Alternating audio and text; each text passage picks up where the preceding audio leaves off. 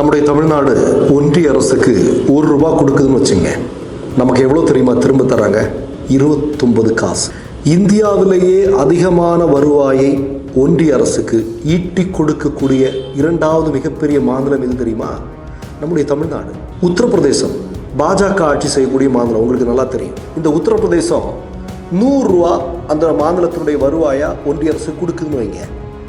மோடி திரும்ப அந்த அரசுக்கு எவ்வளோ கொடுக்குறாரு தெரியுமா? உத்தரப்பிரதேச மாநிலத்துக்கு எவ்வளோ கொடுக்குறாரு தெரியுமா? ₹333.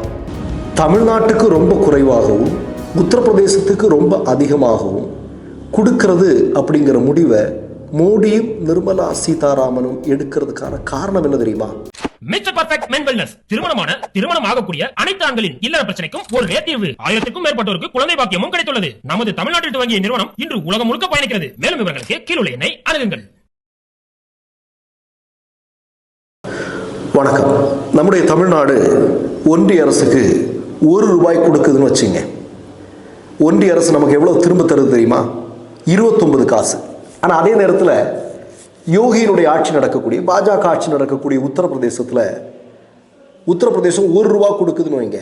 திரும்ப எவ்வளோ தெரியுமா ஒன்றிய அரசு அந்த மாநிலத்திற்கு கொடுக்குது? 2.75 காசு. அதாவது ₹2.75 கொடுக்குறாங்க. இன்னைக்கு உங்களுக்கெல்லாம் நன்றா தெரியும், இந்தியாவிலேயே அதிகமான வருவாயை ஒன்றிய அரசுக்கு ஈட்டி கொடுக்கக்கூடிய இந்திய மாநிலங்கள்லேயே 2வது இடத்துல யார் இருக்கிறா அப்படின்னு பார்த்தா நம்முடைய தமிழ்நாடு இருக்கிறது. அப்போ தமிழ்நாடு இவ்வளோ பெரிய வருமானத்தை ஈட்டி கொடுக்குறாங்க, ஆனால் கொடுப்பது கொஞ்சம். ஏன் தமிழ்நாடு வஞ்சிக்கப்படுகிறது? தமிழ்நாடு வஞ்சிக்கப்படுகிறது மட்டும் இல்லை, தென்னிந்தியாவே வஞ்சிக்கப்படுகிறது. குறிப்பாக மகாராஷ்டிரா வரையிலையும் உங்களுக்கு தெரியும், தமிழ்நாடு 2வது இடத்துல அதிகமான வருவாயை ஈட்டி கொடுக்கக்கூடிய மாநிலமாக இருக்குது அப்படின்னா முதலிடத்தில் எந்த மாநிலம் இருக்கிறது? மகாராஷ்டிரா இருக்கிறது.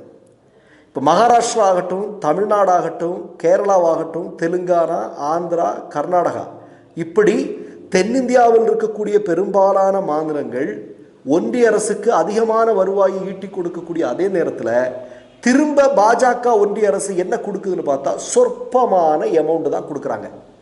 சரி, ஒவ்வொரு மாநிலத்திற்கும் எவ்வளவு எமௌண்ட் கொடுக்கறது, எதனுடைய அடிப்படையில் கொடுக்கறது அப்படிங்கிறது தீர்மானிக்கக்கூடிய அமைப்பு எது? அதுதான் ஃபினான்ஸ் காமன் இந்தியா என்று சொல்லக்கூடிய ஒரு அமைப்பு. இந்த அமைப்பு தான் யாருக்கு என்ன கொடுக்கணும் அப்படின்னு சொல்கிறது. இவங்க எதனுடைய அடிப்படையில் கொடுக்குறாங்க அப்படின்னு பார்த்தீங்கன்னா, ஒரு மாநிலத்தினுடைய காடு வளம், மக்கள் வளம், நிலப்பரப்பு, இப்படி பல்வேறு விஷயங்களை கணக்கில் எடுத்துக்கிறாங்க. இந்த கணக்கினுடைய அடிப்படையில் தான் ஒவ்வொரு மாநிலத்துக்கும் எவ்வளவு நிதியை கொடுக்கறது அப்படிங்கிறத இவங்க தீர்மானிக்கிறாங்க. இப்போது இங்கே தான் ஒரு பெரிய சிக்கல் வந்திருக்கு.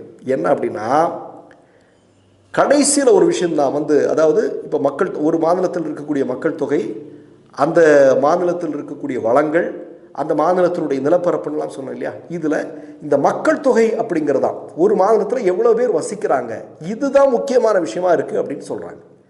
அப்போது இங்கே தான் ஒரு பெரிய சிக்கல் வருது. என்னன்னு பார்த்தீங்கன்னா, சுதந்திர இந்தியாவில் துவக்க காலங்களில் நீங்கள் பார்த்தீங்க அப்படின்னா தென்னிந்தியாவினுடைய மக்கள் பிறப்பு விகிதம் அப்படிங்கிறது ரொம்ப அதிகமாக இருந்திருக்கு. நீங்கள் குறிப்பாக பார்த்தீங்கன்னா 1951 கணக்குப்படி பார்த்தீங்கன்னா தென் மாநிலங்களுடைய பிறப்பு விகிதம் அப்படிங்கிறது 26% இருந்தது. ஆனால் 2000ற்கு பிறகு அந்த கணக்கு எப்படின்னா குறையுது. பிறப்பு விகிதம் தென்னிந்தியாவில் பிறப்பு விகிதம் 19% குறையுது. ஆனால் வட இந்திய மாநிலங்களில் நீங்கள் பார்த்தீங்க அப்படின்னா 1951 29% இருந்தது, இப்போ 44% அதிகரிச்சிருக்கு. அப்போ இந்த கணக்குப்படி தான் உங்களுக்கு வருவாய் கொடுக்க முடியும், உங்களுக்கு பணம் கொடுக்க முடியும் அப்படின்னு மோடியும் நிர்மலா சீதாராமனும் சேர்ந்து இன்னைக்கு சொல்லிட்டு இருக்கிறாங்க.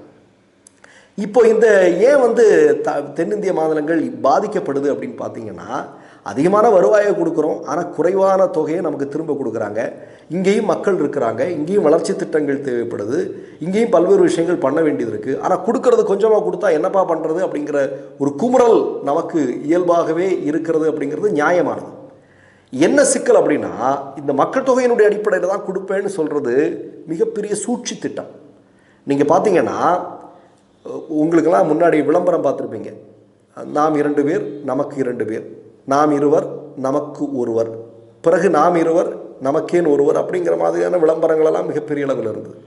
கல்வி அறிவில் முன்னணியில் இருக்கக்கூடிய தென்னிந்திய மாநிலங்கள், இப்போ இப்போ இது மாதிரியான மக்கள் தொகையை கட்டுப்படுத்துவதற்கான விளம்பரங்கள் அந்த காலத்தில் அரசால் மிகப்பெரிய அளவில் முன்னெடுக்கப்பட்ட போது தென்னிந்திய மாநிலங்களில் கல்வி அறிவு அதிகமாக இருக்கிறதுனால இங்கே மக்கள் தொகை மிகப்பெரிய அளவில் கட்டுப்படுத்தப்பட்டது. அதனால தான் சமீபத்தில் கூட நம்முடைய முதல்வராக இருக்கக்கூடிய ஸ்டாலின் சொன்னார், 16 கூட பெற்றுக்கலாம், 16 பெற்று பெருவாழ் வாழ்கன்னு ஒரு சொல் இருக்குது, அப்படி 16 பிள்ளைகள் கூட பெற்றுக்கலாம் அப்படின்னு சொன்னார்.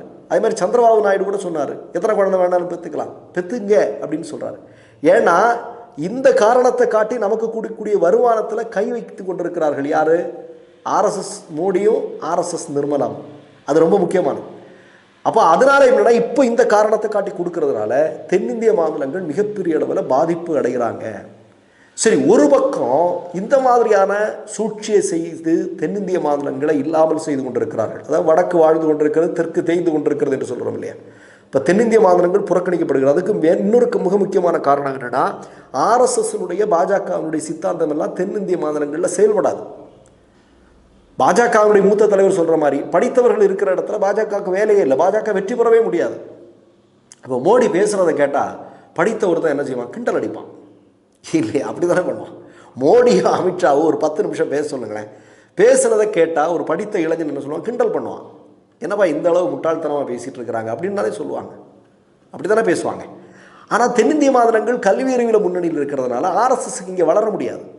அப்போ ஆர்எஸ்எஸ் வளரணும், அதே நேரத்தில் இப்படி ஒரு திட்டம், இதெல்லாம் சேர்த்து ஒரு மிகப்பெரிய சூழ்ச்சியை இவங்க செஞ்சிட்ருக்காங்க. நான் ஒன்றும் இல்லைங்க, உங்களுக்குலாம் நல்லா தெரியும், கேரளாவில் வயநாட்டில் ஒரு மிகப்பெரிய நிலச்சரிவு நடந்தது, நீங்கள்லாம் கேள்விப்பட்டிருப்பீங்க இல்லையா?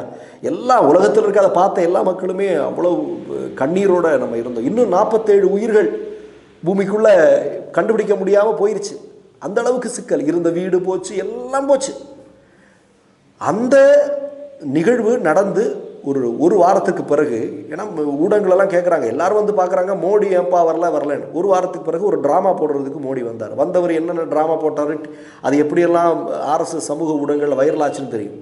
குழந்தையை கட்டி பிடிக்கிறாராம், அது பண்ணுறாராம், இது பண்ணுறாராம், ஐயோ முடியலை நம்மளால்.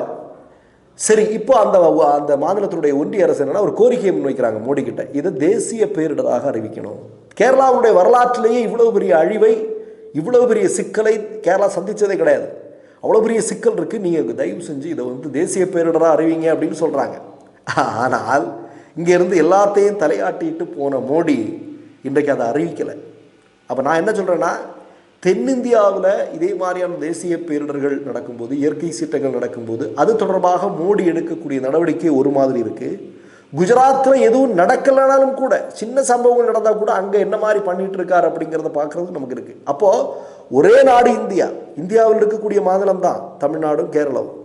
ஆனால் கேரளம் தமிழ்நாடு மாதிரியான தென்னிந்திய மாநிலங்கள்கிட்ட ஒரு மாதிரி நடந்துக்கிறதும், குஜராத் உத்தரப்பிரதேசம் பீகார் மாதிரியான மாநிலங்களுக்கு ஒரு மாதிரி நடந்துக்கிறதுக்கு என்ன லாஜிக்? பீகாரில் கூட நீங்கள் பார்த்தீங்கன்னா, பீகார் மாநிலம் 100 ரூபா கொடுக்குதுன்னு வைங்க, ஒன்றிய அரசுக்கு 100 ரூபா கொடுக்குன்னா ரிட்டர்ன் எவ்வளோ கொடுக்குறாங்க தெரியுமா? 972 ரூபா கொடுக்குறாங்க.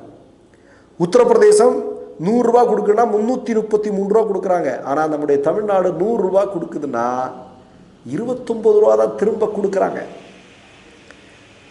இவ்வளவு இருந்த பிறகு பாருங்க, இவ்வளவு நெருக்கடிகள் தமிழ்நாட்டுக்கு இருந்த பிறகு கூட தமிழ்நாடு எல்லா துறையிலையும் முன்னணியில் இருக்கு. சுகாதாரத்தில் முன்னணியில் இருக்கு, கல்வியில் முன்னணியில் இருக்கு, வேலை வாய்ப்புகள் தொழிற்கூடங்கள் உருவாக்குவதில் முன்னணியில் இருக்கு, இப்போ எல்லா துறைகள்லையும் முன்னணியில் இருக்கு. கொடுக்கறது கொஞ்சமா. அப்போ நீங்கள் என்னன்னா, இதை இல்லாமல் ஆக்குவதற்கான திட்டத்தை தான் மோடியும் நிர்மலா சீதாராமனும் ஆர்எஸ்எஸ் எல்லாம் சேர்ந்து பண்ணிட்டு இருக்கிறாங்க அப்படிங்கிறதா உண்மை. மற்றொரு நிகழ்வில் சந்திப்போம். நன்றி, வணக்கம். மை நேம் இஸ் ரெட் சேனலை சப்ஸ்கிரைப் பண்ணிக்கோங்க. அதுக்கப்புறமா பக்கத்தில் இருக்கிற ஜாயின் பட்டனை கிளிக் பண்ணீங்கன்னா ஒரு நியூ பேஜ் ஒன்று ஓப்பன் ஆகும். அதுலேயும் ஜாயின் பட்டனே கிளிக் பண்ணிக்கோங்க. அதில் பார்த்தீங்கன்னா credit R debit card options இருக்கு. இதில் உங்களுக்கு விசா, மாஸ்டர் கார்டு, ரிப்பே அப்படின்னு 3 ஆப்ஷன்ஸ் கொடுத்துருக்காங்க. அதில் நீங்கள் எந்த கார்டு சூஸ் பண்ணுறீங்களோ அந்த கார்டோட நம்பர் என்டர் பண்ணிக்கோங்க. அப்புறமா கார்டோட வேலிடிட்டி மந்த் அண்ட் இயரை டைப் பண்ணிக்கோங்க. அடுத்தபடியா உங்க கார்டோட பின்னால சிவிசி கோடுன்னு சொல்லிட்டு 3 நம்பர்ஸ் கொடுத்துருப்பாங்க. அந்த நம்பரை இதில் என்டர் பண்ணிக்கோங்க. அப்புறமா அட்ரஸ் அண்ட் இன்ஃபர்மேஷன் என்டர் பண்ணிட்டு பைங்கிற பட்டனை கிளிக் பண்ணிக்கோங்க. ஒருவேளை உங்க கார்டு நம்பர் இன்வாலிட்னு காமிச்சிச்சுன்னா உங்க கார்டுல இன்டர்நேஷனல் யூசேஜை எனேபிள் பண்ணுங்க.